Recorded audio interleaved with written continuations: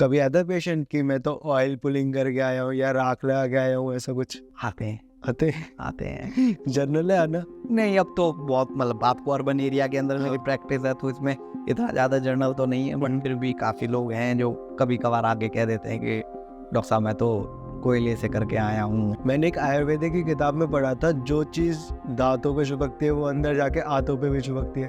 सच है क्या ये? स्टिकी नेचर है किसी भी चीज़ का, अगर कोई स्टिकी नेचर है तो दांतों पे भी चिपक रही है और कहीं और भी चिपक रही है। अंदर भी तो ओवरऑल दिक्कत क्रिएट करेगी वो। बहुत ही यंग एज में बच्चों के दांत जिसे कहते हैं ना, मतलब 24-25 ईयर्स की एज में भी मैंने दांतों को हिलते देखा है, और वो भी इतने ज़्यादा हिल गए थे कि हम उनको बचा नहीं सकते थे, उनको लास्ट में उनको एक्सट्रैक्ट करना पड़ा। अच्छा, 24-25 की एज में। तो मेन रीजन क्या था उस पायरिया? कोल्ड ड्रिंक जो है सबसे ज़्यादा अगर बॉडी में किसी पार्ट को नुकसान करती है कोल्ड ड्रिंक, तो वो टीथ है। टीथ से ज़्यादा नुकसान बॉडी में कोल्ड ड्रिंक किसी और चीज़ को नहीं करती। नमस्कार दोस्तों, वेलकम टू द स्वास्थ्य बडी शो। और आज के हमारे जो गेस्ट हैं वो है डॉक्टर मनोज गर्ग, जो कि एक डेंटिस्ट हैं, और वो आज हमें बताने वाले हैं कि हम अपने दांतों को कैसे हेल्दी रख सकते हैं। हमें बताने वाले हैं वो कि कैसे हम ओरल हेल्थ और ओवरऑल हेल्थ दोनों को रिलेट कर सकते हैं, और हम क्या नहीं खाएं कि हमारे दांत बहुत अच्छे रहें। तो काफ़ी इंटरेस्टिंग होने वाला है पॉडकास्ट। तो चलिए शुरू करते हैं Swasthya buddy show with doctor Manoj Garg.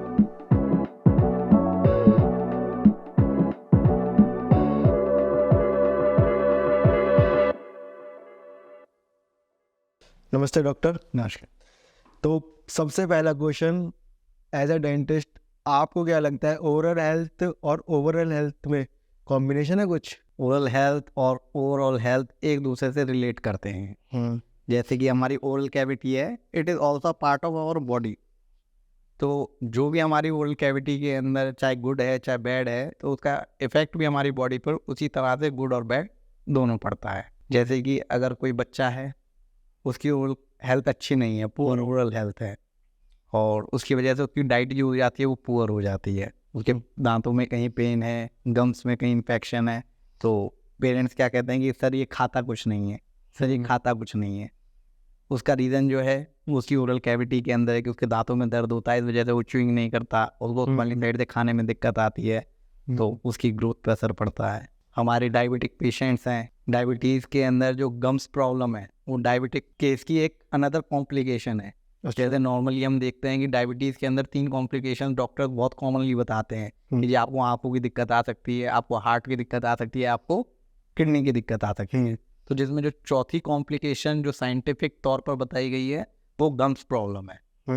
Gums problem का और डायबिटीज़ का कुछ इस तरीके का रिलेशन है कि अगर आप डायबिटिक हैं और आपको गम्स प्रॉब्लम भी है, तो डायबिटीज़ आपकी गम्स प्रॉब्लम को भी बढ़ाएगी, और आपकी गम्स प्रॉब्लम जो है वो आपके शुगर लेवल को भी बढ़ाएगी। ओके। दोनों में ये साइंटिफिक प्रूफ किया गया है कि आपका अगर कोई पर्सन है जो डायबिटिक है और उसकी गम्स हेल्थ अच्छी नहीं है, तो आप ये मान के चलिए उसका 10 to 20 जो शुगर लेवल है mg/dl वो आपको बढ़ा मिलेगा, जिससे आप केवल और केवल अपनी ओरल हेल्थ को सही कर अच्छा बनाकर आप उसको कम कर सकते हो। इससे आपके जो दांत हैं वो भी लंबे टाइम चलेंगे। डेफिनेटली दांत जो है हमारा खाना खाने में काफ़ी हेल्प करते हैं। आप अच्छे से खाना च्यू नहीं करोगे तो डाइजेशन अच्छा नहीं होगा, डाइजेशन की प्रॉब्लम्स आपको आएंगी। ये सब चीज़ें हैं। हार्ट पेशेंट्स हैं, हार्ट पेशेंट्स के अंदर जो क्लॉटिंग का रिस्क है, अगर आपके गम्स हेल्थ अच्छी नहीं है, टूथ हेल्थ अच्छी नहीं है, तो उनके अंदर ये ऑब्जर्व किया गया है कि उनमें क्लॉटिंग जो रिस्क है वो बहुत ज़्यादा बढ़ जाता है। ओवरऑल आप ये मान के चलिए एक नॉर्मल पर्सन है, अगर वो भी अपनी च्यूइंग दांतों का ख्याल नहीं रखेगा तो उसकी च्यूइंग भी कॉम्प्रोमाइज़ होगी, नहीं कॉम्प्रोमाइज़ होगी, डेफिनेटली डाइजेशन कॉम्प्रोमाइज़ होगा। तो जो ओरल हेल्थ है वो ओवरऑल हेल्थ से रिलेट करती है, कोई अलग से सेपरेट चीज़ नहीं है। तो डॉक्टर, जैसा कि मुझे लगता है डायबिटिक जो पेशेंट होते हैं उनको थोड़ी ब्लीडिंग भी ज़्यादा हो जाती है, तो अगर वो ब्रुश करता है तो उसे हार्ड से करना चाहिए या सॉफ्ट से? किसी डायबिटिक पेशेंट है तो कोई भी पेशेंट है उसको प्रेफरेबली ब्रशिंग जो होती है वो सॉफ्ट ब्रशिंग ही एडवाइस की जाती है। जो ब्रश आप यूज़ करें वो सॉफ्ट ब्रश को ही यूज़ करें। नॉर्मली जो ब्रश को होल्ड करने का तरीका है वो फिंगर से होल्ड करें, हैंड से होल्ड ना कर कर। आजकल की जनरेशन में देखा गया है कि वो दांतों को ना वाइट करने के पर्पज से उनको बहुत ज़्यादा रब करते हैं, उससे दांतों को नुकसान ज़्यादा पहुंचता है फायदा पहुंचने की बजाय। उससे जो दांतों की जो इनेमल की लेयर होती है, वाइट कलर की लेयर, वो आपकी इरोड हो जाती है। तो इस चक्कर में हमें सॉफ्ट ब्रश करना चाहिए और एक जेंटल क्लीनिंग करनी चाहिए। जैसे कि आपको दांतों को साफ करना है, घिसना नहीं है उनको, तो इस चीज़ पे ध्यान रखना चाहिए। तो डेफिनेटली आपको सॉफ्ट ब्रश यूज़ करें। मेनली जो ब्रश है उसको आप 2 से 3 महीने में चेंज जरूर करें। अगर वो चेंज नहीं हुआ तो वो ब्रिसल्स की जो उनकी इलास्टिसिटी है वो लूज हो जाती है। फिर आप ब्रश कर रहे हो नहीं कर रहे हो, मतलब एक गंदे कपड़े से आप किसी चीज़ की सफाई कर रहे हो तो वो साफ तो होने से रहा, बिल्कुल गंदा ही हो जाए। तो ऐसे ही ब्रश के साथ है, अगर आपके ब्रश जो है वो ज़्यादा पुराना हो गया तो आप ये मान के चलिए आप टूथ ब्रशिंग नहीं कर रहे हैं। अपने ब्रश की तरफ ध्यान दीजिए, 2 से 3 महीने में उसे चेंज कीजिए। प्रेफरेबली आप सॉफ्ट ब्रशिंग यूज़ किया कीजिए। यूज़ करें तो मतलब बड़ों को ही सॉफ्ट ब्रश है, बच्चों को भी सॉफ्ट ब्रश से करना सभी को ज़्यादा बेटर क्या है, ब्रुश और नीम? इसके अंदर ये डिपेंड करता है कि नीम जो था वो पहले के टाइम में, आनाओं के टाइम में जो यूज़ किया करते थे, तो उस टाइम में नीम अच्छा था और आज भी मना नहीं है नीम के लिए। उस टाइम में हमारी जो डाइट थी वो रिफाइंड नहीं थी। उस टाइम में बिस्किट वगैरह, रस वगैरह वो बहुत कम लोग खाया करते थे। आज की नॉर्मल डाइट हो चुकी है जो कि स्टिकी है, ज़्यादा शुगरी कंटेंट होता है। तो पहले तो हमारा नीम के दातुन से काम चल जाता था। आज की डेट में भी जिनकी डाइट में बिस्किट, शुगर या पुरानी डाइट जो फॉलो कर रहे हैं, अगर वो कर रहे हैं तो उनको नीम की दातुन कर सकते हैं, कोई दिक्कत वाली बात नहीं है। बट जो अब एडवांस जनरेशन, मॉडर्न जनरेशन आ गई हैं जो हाई शुगर कंटेंट का यूज़ ज़्यादा कर रही है, तो उनके लिए प्रेफरेबली ब्रश आजकल सभी पेस्ट ज़्यादा खा रहे हैं तो उसकी वजह से वो चिपक ज़्यादा जाता था गमों के अंदर, तो फिर डेफिनेटली नीम से तो नहीं निकल पाएगा इस टाइम पे। यही बात। बट अगर कोई सैलेड पे रह रहा है या फिर पुराने तौर तरीकों से रह रहा है तो उसके लिए तो बेटर है। हाँ, उसके लिए नीम अच्छा है, उसके लिए बेटर है। तो क्वेश्चन बहुत वायरल हो रहा है ये व्हाट्सएप पे ना कि टूथपेस्ट जो कि वेज है नॉन वेज है, क्योंकि कई बार मैंने देखा है कि वो हड्डियों से बना हुआ है। ये क्वेश्चन बहुत ज़्यादा पूछा जाता है, तो क्या मानना है आपका? देखिए, नॉर्मली जो टूथपेस्ट हैं वो 2 तरीके के हैं। वेज नॉन वेज से ज़्यादा हम डील करते हैं हर्बल और केमिकल। कुछ हैं जो हर्बल बेस्ड हैं जिनमें आपका मिसवाक, नीम, बबूल इस तरीके के एक्सट्रैक्ट डाले गए हैं। और जो आपकी केमिकल बेस्ड हैं उनके अंदर मेन जो कंटेंट होता है मॉडर्न टूथ क्लीनिंग का, वो आता है अब्रेजिव। उसका बेसिक है अब्रेजिव नेचर होना। अब्रेजिव नेचर होना चाहिए उसका, किसी भी पेस्ट के अंदर अब्रेजिव कंटेंट होना चाहिए। तो जो अब्रेजिव कंटेंट के लिए कुछ टाइम पहले तक कैल्शियम कार्बोनेट का यूज़ किया जाता था। हर टूथपेस्ट में आप देखेंगे तो पहले कैल्शियम कार्बोनेट आपको मिलेगा ही मिलेगा। अच्छा, तो कैल्शियम कार्बोनेट का सोर्स क्या है? क्या वो केमिकली सिंथेसाइज्ड है या वो आपने किसी एनिमल से, सी एनिमल से वो लिया है? तो वो कैल्शियम कार्बोनेट के सोर्स के ऊपर डिपेंड करता है। अगर वो किसी एनिमल से लिया गया है या किसी सी वाटर ऑर्गेनिज्म से लिया गया है वो कैल्शियम कार्बोनेट, तो उसको आप नॉन वेज में डाल देते हैं। अगर वो केमिकली सिंथेसाइज हुआ है कैल्शियम कार्बोनेट तो उसे आप वेज में डाल देते हैं। तो जो फाउल स्मेल आती है माउथ के अंदर से जनरली तो काफ़ी ज़्यादा कॉमन है ये प्रॉब्लम, तो उसका रीज़न क्या, पायरिया या कुछ और है? देखिए, पायरिया का एक सिम्टम है, पायरिया को दर्शाने का एक सिम्टम है फाउल स्मेल। और भी सारे सिम्टम्स हैं पायरिया के, जैसे सोलन गम्स हुआ, जैसे भी आपने बताया कि खून आ जाता है, ब्लीडिंग हो जाती है, डायबिटिक पेशेंट को, तो पायरिया ही होता है एक तरह से गम्स की जो प्रॉब्लम है तो उसके अंदर होता है। उसके अंदर फाउल स्मेल भी उसका पायरिया का एक लक्षण है। इसके अलावा भी फाउल स्मेल जो है माउथ में 3-4 कारण उसके और हैं। जैसे आपको कॉन्स्टिपेशन की कोई दिक्कत आ रही है तो आपके मुंह से फाउल स्मेल आएगी। आपको किसी तरह की मेडिसिन ले रहे हैं, हाइपरटेंशन की मेडिसिन ले रहे हैं, डायबिटीज़ की मेडिसिन ले रहे हैं, तो उनके एक एडवर्स इफेक्ट के तौर पर बैड ब्रेथ रहती है। बच्चों के अंदर जिनके दांत दूध के और परमानेंट दांत दोनों रहते हैं उनमें भी वो एक फाउल स्मेल रहती है जो कि नॉर्मल है। इसके अंदर ये है कि अगर आपका रीज़न पायरिया है या गम्स की कोई प्रॉब्लम है तो आप उसको क्लीन कराइए। हाँ, तो मेरा क्वेश्चन ये है कि टीथ क्लींजिंग अगर हम डेंटल से कराते हैं, डेंटिस्ट से, तो उसमें टीथ वीक होने के चांसेस या ये सब दिक्कतें होती हैं क्या? टीथ वीक नहीं होते, आप कितनी भी क्लीनिंग करा ले, क्लीनिंग कराने का काम पेशेंट का होता है। क्लीन आपको अपने दांत साफ रखने हैं तो उसका काम पेशेंट का है, डॉक्टर का नहीं है, क्योंकि पेशेंट उस चीज़ को करने में असफल रहा है, इस वजह से डॉक्टर को करना पड़ता है। आप डॉक्टर के पास जाएंगे तो आप रोजाना तो डॉक्टर के पास नहीं जा सकते कि डॉक्टर डेली मेरी टीथ क्लीनिंग आपने करनी है। डॉक्टर के पास आप जाएंगे once in a year, twice in a year, इस तरीके से आप जा सकते हैं। तो रेगुलर तो क्लीनिंग आपको करनी है। अगर आप अपने दांतों का ध्यान नहीं रखेंगे तो आप कितना भी डेंटिस्ट से जाके आप कितनी भी क्लीनिंग करा लें, आपके दांत ठीक नहीं हो सकते। वहां पर जा सकते हैं, वो आपको इम्प्रूव करने के लिए इनकरेज कर सकते हैं। डॉक्टर क्लीनिंग आपने करी, अगर आपको हर बार क्लीनिंग करने की जरूरत पड़ रही है तो इसका मतलब कहीं ना कहीं आप में कमी है। हमने शुरुआत में क्लीनिंग कराई, उसके बाद आपको 2 ढाई साल 3 साल बाद क्लीनिंग करवाने की जरूरत पड़ी, इसका मतलब आपने इम्प्रूव किया है। पर आप साल भर में ही आपके दांत फिर दोबारा पहले जितने गंदे हो गए तो उससे क्या इंप्रूवमेंट मिलेगी? कुछ भी नहीं। तो टीथ क्लीनिंग से सच दांत हमारे कमजोर नहीं होते, बस दांतों को गंदा रखने से दांत कमजोर। तो twice a day brush, twice a day तो मैंडेटरी है, ट्वाइस अ डे तो मैंडेटरी है। आपको बिफोर गोइंग टू बेड आपको ब्रशिंग करनी पड़ेगी। तो जो हम वाइट कराते हैं तो उसके ऊपर बोलते हैं कि इनेबल की लेयर होती है, या जो आप अभी बता रहे थे तो वो हट जाती है, तो उसकी वजह से कोई इशू नहीं आता क्या? Teeth whitening is a separate thing और teeth cleaning is a separate thing, दो सेपरेट प्रोसीजर हैं। हाँ। जो टीथ क्लीनिंग होती है वो basically it is helpful for gums. जैसे हमको किसी को पायरिया की प्रॉब्लम है, तो पायरिया की प्रॉब्लम दांत के सफेद होने से सही नहीं हो सकती, वो होगी मसूड़ों के स्वस्थ होने से। जो टीथ क्लीनिंग होती है वो हमारी, वो दांत को सफेद करने का काम नहीं है, बल्कि गम्स के ऊपर जो हमारे दांतों पे डिपॉजिट जमा है, जिन पर बैक्टीरिया काम कर रहे हैं, उनको remove. Teeth whitening is separate procedure, एक कॉस्मेटिक है। आप सोचते हैं कि टीथ वाइटनिंग से हमारे टीथ जो है वो एकदम वाइट हो जाएंगे, ऐसा नहीं है। एक कॉस्मेटिक प्रोसीजर है। अगर आपके टीथ बहुत ज़्यादा, जो उनकी नेचुरल शेड है वो बहुत ज़्यादा येलो है, then it is effective thing, आप करा सकते हैं। आप रेगुलर बेसिस पे उस काम को नहीं करा सकते हो। आप साल में 2 साल 3 साल में कोई एक बार अगर आप कराना चाहें तो आप करा सकते हैं। It is purely, teeth whitening is a purely cosmetic purpose. आपका कॉस्मेटिक पर्पज सॉल्व हुआ, आप चाहे कराएं चाहे नहीं कराएं, but teeth cleaning is mandatory. दांतों को साफ रखना मैंडेटरी है। दांतों की जो कलर है दांतों का वो पीला है, जैसे हमारी स्किन का कलर सबका अलग अलग डिफरेंट है, सेम विद टीथ। टीथ का कलर भी सबका डिफरेंट है, किसी का थोड़ा ज्यादा वाइट, किसी का कम वाइट, किसी का थोड़ा डार्क येलो, किसी का कम येलो। तो उसको आप क्यों चेंज कराना चाहिए? मेन जो चीज है वो है टीथ क्लीनिंग की। टीथ क्लीनिंग की तरफ ध्यान दें। टीथ वाइटनिंग तो जो आपके हैं वो है।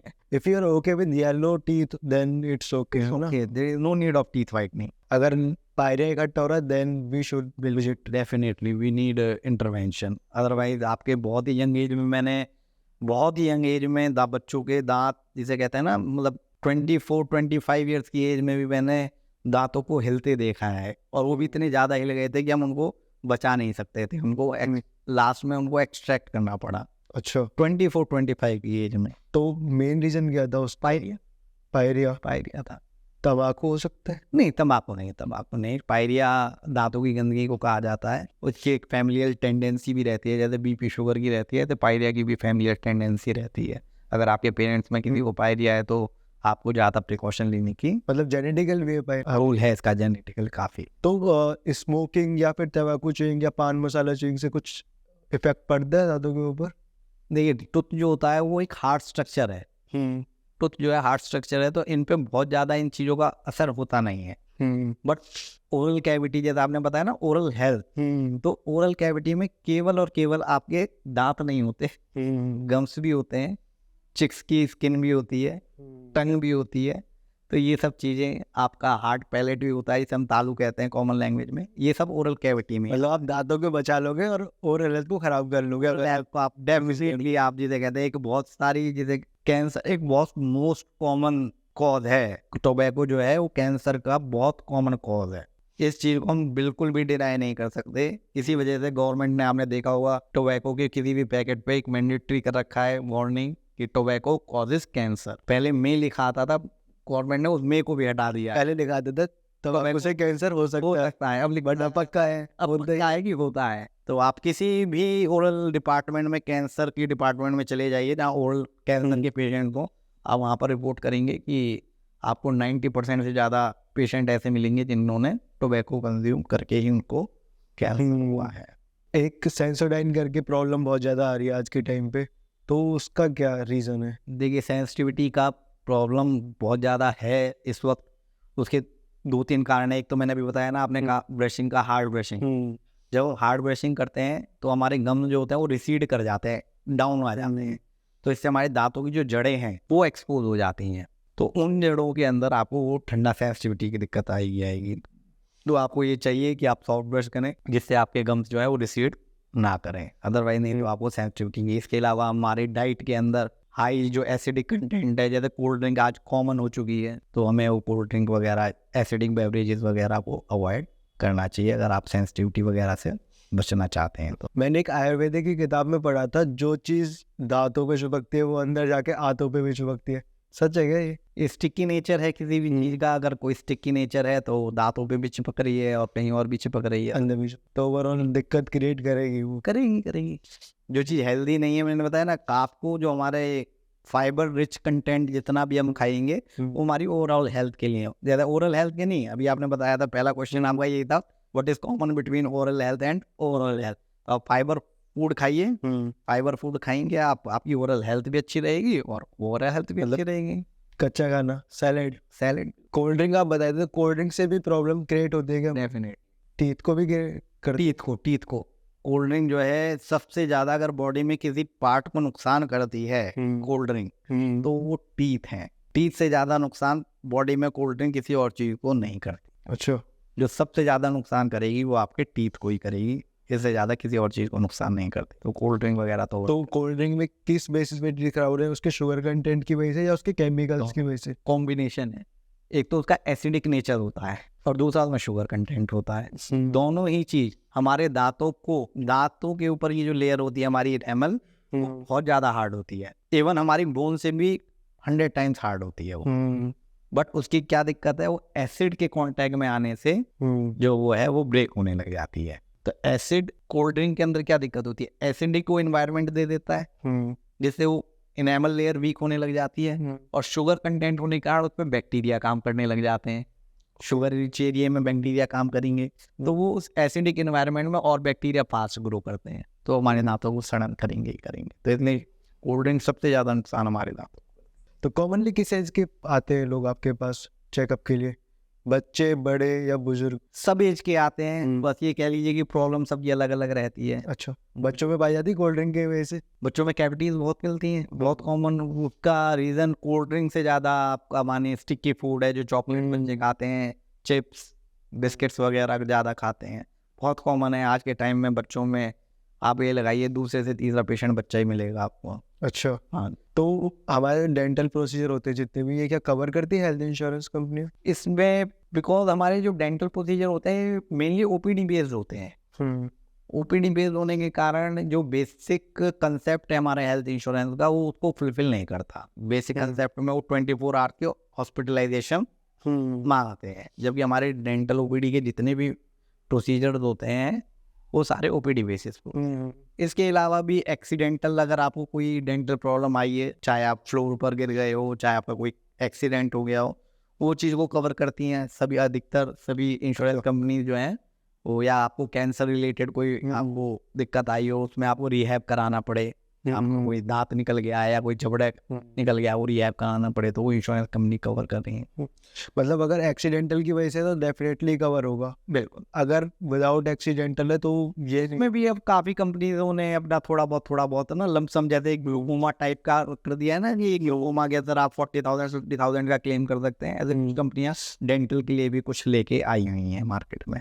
टूथब्रश कैसा यूज़ करना चाहिए, मतलब इलेक्ट्रिक या फिर मैनुअल? देखिए, इलेक्ट्रिक जो कंसेप्ट आया था, इलेक्ट्रिक कंसेप्ट कोई बुरा कंसेप्ट नहीं है। इलेक्ट्रिक कंसेप्ट मेनली जब आया था वो आया था फिजिकली हैंडीकैप पर्सन या हमारे बहुत ज़्यादा बुजुर्ग जो जिनका अपने हाथों पे उतना सेंस नहीं रहती, कंट्रोल नहीं रहती, के लिए, या फिर बच्चों के लिए।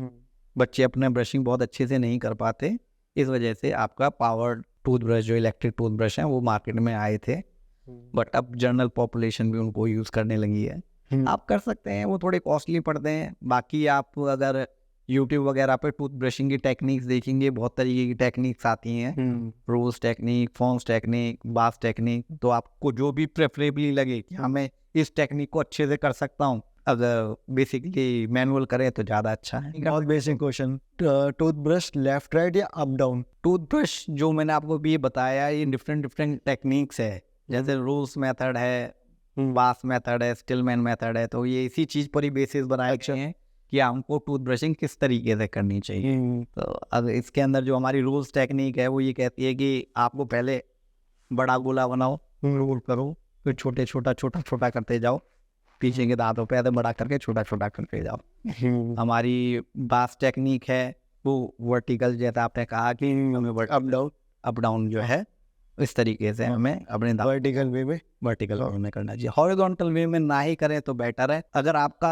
हैंड जो है वो हॉरिजॉन्टल वे में चलता है तो उसको कोशिश करें कि उसको, जो मैंने बताया रोल टेक्निक में, उसको थोड़ा राउंड, पहले बड़ा सर्कल करें फिर छोटा करें, इस तरीके से आप उसको मतलब जो मैंने मेनली जो पॉपुलेशन देखी वो तो सारा वर्टिकल में ही करती है, हॉरिजॉन्टल वो डैमेज करता है दांतों को, गम्स को भी डैमेज करता है, दांतों को भी डैमेज करता है, तो उसको थोड़ा अवॉइड करें। वो फिर टूथ ब्रशिंग करने से फायदे के साथ साथ आप कुछ नुकसान भी कर रहे हो। आई थिंक जो ब्लड आने का कॉज है वो शायद जो हमारा हॉरिजॉन्टल करना है उसकी वजह से ही हो सकता है। क्या ब्लड आने का कॉज सबसे ज़्यादा जो मेजर रहेगा वो रहेगा आपके गम्स का स्वोलन होना, गम्स में इन्फेक्शन। अगर आपके गम्स स्ट्रॉन्ग हैं तो आपको ब्लीडिंग आने के चांसेस बहुत कम होते हैं, ना के बराबर हैं। आप जो ब्रशिंग को आप हार्ड भी करेंगे तो उसमें कहीं कहीं ट्रोमेटिक इंजरी हो जाती है। जब कोई ब्लड आ गया तो आ गया, रेगुलर बेसिस पे नहीं आएगा। रेगुलर बेसिस पे आ रहा है तो डेफिनेटली आपको गम्स में इन्फेक्शन है। कभी अदर पेशेंट की मैं तो ऑयल पुलिंग करके आया हूँ या राख लगा के आया हूँ, ऐसा कुछ आते हैं जनरल है आना? नहीं, अब तो बहुत, मतलब आपको अर्बन एरिया के अंदर मेरी प्रैक्टिस है तो इसमें इतना ज़्यादा जर्नल तो नहीं है, बट फिर भी काफ़ी लोग हैं जो कभी कभार आगे कह देते हैं कि डॉक्टर साहब मैं तो कोयले से करके आया हूँ। गलत है, करना सही है? गलत सही का नहीं, देखिए अगर आप मसाज करते हैं ऑयल से, जैसे बहुत सी चीज़ें कहते हैं कि हमने हल्दी लगा के ये करा वो करा, तो आप उनसे गम्स की मसाज कीजिए। गम्स की मसाज करना बहुत अच्छा है ओरल हेल्थ के लिए। जैसे आपने कहा ना टूथ ब्रशिंग करना जरूरी है, तो उसके साथ साथ आप गम्स की मसाज कीजिए आप ऑयल से, बहुत अच्छा रहता है, बहुत अच्छे इफेक्ट्स आते हैं उसके, काफ़ी अच्छे हैं। जिनको पायरिया की प्रॉब्लम है, गम्स की प्रॉब्लम है, अगर वो अपनी दांतों की क्लीनिंग प्रॉपरली करवाते हैं तो उसके बाद अगर वो गम्स मसाज करें तो उनको बहुत अच्छा रिजल्ट। किस ऑयल से करना चाहिए? ये भी एक लुब्रिकेंट के तौर पर हम यूज़ करते हैं ऑयल को, एज सच कोई मतलब उसका कोई इफेक्ट बहुत ज़्यादा नहीं है। लुब्रिकेंट के तौर पर आप यूज़ कर सकते हो कि आप वैसे करेंगे तो आपको अजीब सा लगेगा, लुब्रिकेंट रहेगा तो आप स्मूथली गम्स वगैरह में कर लोगे, कोई इंजरी के चांसेस कम से कम रहते हैं। जिनके सेंसिटिव टूथ है तो उनको सेंसोडाइन पेस्ट यूज़ करना चाहिए या नहीं करना चाहिए? जो भी मेडिकेटेड टूथपेस्ट होते हैं, आपको सेंसिटिविटी की प्रॉब्लम है तो टूथपेस्ट को डॉक्टर की सलाह से ही, मेडिकेटेड जो टूथपेस्ट है वो डॉक्टर की सलाह से ही यूज़ करना चाहिए। मेडिकेटेड जो टूथपेस्ट हैं उनके साइड इफ़ेक्ट्स भी होते हैं। क्या इनकी लत भी लग सकती है? लत नहीं लग सकती, बट एडवर्स इफेक्ट तो डेफिनेटली होते हैं, तो आप उनको लॉन्ग टर्म के लिए यूज़ नहीं यूज़ कर सकते। वो आपको डॉक्टर से सलाह लेकर ही आपको कुछ टाइम के लिए, जब तक आपको प्रॉब्लम है परसिस्ट कर रही है तब तक आप यूज़ करें, फिर उसके बाद आप नॉर्मल पेस्ट को यूज़ कर सकते हैं। टीथ क्लींजिंग कितनी ज़्यादा ज़रूरी है और क्या हमें ब्रश के साथ ही टीथ क्लींजिंग करनी चाहिए या कुछ और इक्विपमेंट यूज़ करना चाहिए उसके लिए? देखिए जो बेस्ट टीथ क्लीनिंग बहुत ज़्यादा ज़रूरी है, इसके लिए तो खैर कोई दो राय है ही नहीं कि हमें अपने दांतों को साफ रखना चाहिए। दांत साफ नहीं रहेंगे तो एक दिन हम उन दांतों को खो देंगे। बिना दांतों के पेट भी खराब है और पर्सनैलिटी भी खराब है। तो क्वेश्चन ये भी है कि टीथ के साथ साथ टंग क्लीनिंग कितनी ज़रूरी है? आप ये मान लीजिए कि जो हमारे पास बैड ब्रेथ के केसेस आते हैं उसमें मेजॉरिटी कॉज जो हम ओरल कैविटी का बताते हैं, जो कॉन्स्टिपेशन या मेडिकेटेड रीज़न जो है वो अलग सेपरेट कर दें, तो मेजॉरिटी हमारी टंग की वजह से ही आती है। टंग की डैमेज की वजह से ही फाउल स्मेल रहती है, तो टंग को तो क्लीन करना चाहिए। अगर आप किसी को लग रहा है कि मेरी टंग जो है वाइट नज़र आ रही है या उसको कलरफुल नज़र आ रही है तो उसको टीथ क्लीनिंग को टंग क्लीन करना ही करना चाहिए। बैड ब्रेथ का बहुत कॉमन कॉज है कि टंग क्लीन पेशेंट नहीं करते, तो टंग क्लीनिंग तो मैंडेटरी है एक तरह से। मैंडेटरी और इवन कि अब तो ब्रश के पीछे ही आ गया है। हाँ, कोई टंग क्लीनिंग करो, इसी वजह से ही। लास्ट क्वेश्चन कि कितना विजिट करना चाहिए हम ऑफनली डेंटिस्ट के पास? आप ओरल कैविटी की प्रॉब्लम के लिए कितने ज़्यादा आप प्रोन हैं, कितना आपको ओरल कैविटी की जो प्रॉब्लम्स हैं, टीथ प्रॉब्लम, गम्स प्रॉब्लम, वो आपको कितनी ज़्यादा है, इस चीज़ पर डिपेंड करता है। नॉर्मली जो रिकमेंडेड है वो ये है कि 6 मंथ में एक बार हमें चेकअप करा लेना चाहिए। फिर भी अगर आप जैसे पहली बार चेकअप करा के आते हैं और आपको नहीं लगता, आप डॉक्टर बहुत ज़्यादा कोई डायग्नोज आपके में नहीं करता, आपको कहता है कि आपकी ओरल हेल्थ अच्छी है, तो आप ईयरली भी वंस इन ईयर भी करा सकते हैं, कोई दिक्कत नहीं है। बट अगर आपको कैविटीज़ वगैरह डायग्नोज होती हैं, गम्स प्रॉब्लम डायग्नोज होती है, तो डेफिनेटली आपको once in 6 months dental visit करनी चाहिए। सेम विद द टूथब्रश, कितने टाइम में चेंज कर देना मैंने चाहिए? बताया 2 to 3 month, 2 to 3 month maximum. Maximum 3 months के बाद in dustbin. Thank you, doctor, so much for giving your valuable time to us. Thank you so much.